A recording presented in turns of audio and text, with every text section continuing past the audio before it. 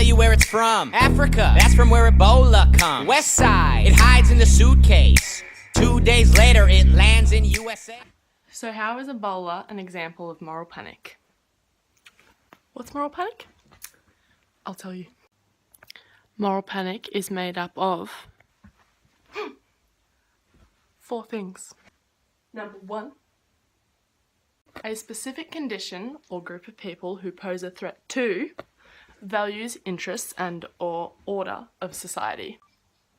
An Ebola victim was released from a Dallas hospital, only to then die of the disease later.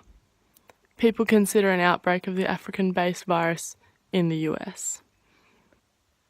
Number 2, the media stereotypes or exaggerates the threat, removing all positive characteristics. The disease's contagiousness is over-exaggerated, and all of Africa is thought to be infected. Many people believe that an outbreak will occur, though the fear is disproportionate to the actual threat. Number 3, responses to diminish or limit the effects of the threat are proposed by socially accredited experts.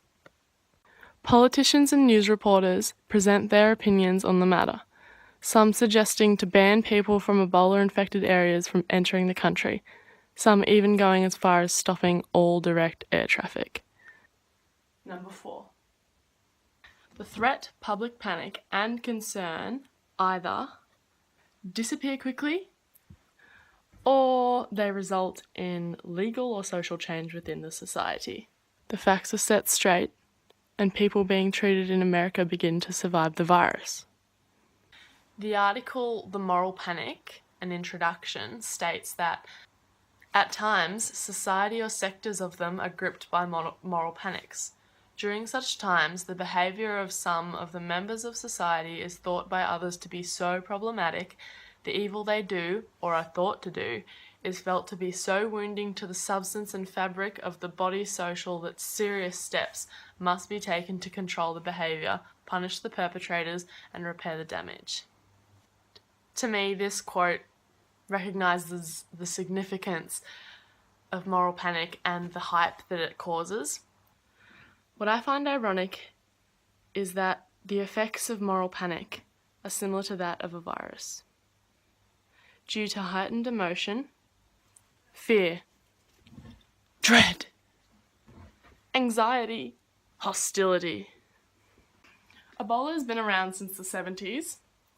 However, we're only just hearing about it now. The rest of the world is only just coming to terms with Ebola, this big disease that's going to kill everybody. Not true. I'm guessing you heard about the breakout of Ebola in West Africa. I mean, if you haven't, have you been living under a rock? So we've come across a breakout in African society, West African society, and all of a sudden a case of Ebola is announced in the USA. Americans thought the African people to be a threat to their society. So to start, the threat or perceived threat is Ebola. I analysed the situation so deeply that I discovered not only is it the Ebola-infected Africans that are a threat to American society, but it seems most of Africa became feared. The moral panic became more one of racism. After the announcement of Ebola in the US, there were multiple attacks on African Americans.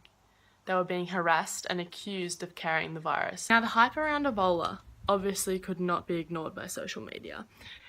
There were memes, parodies, even comics.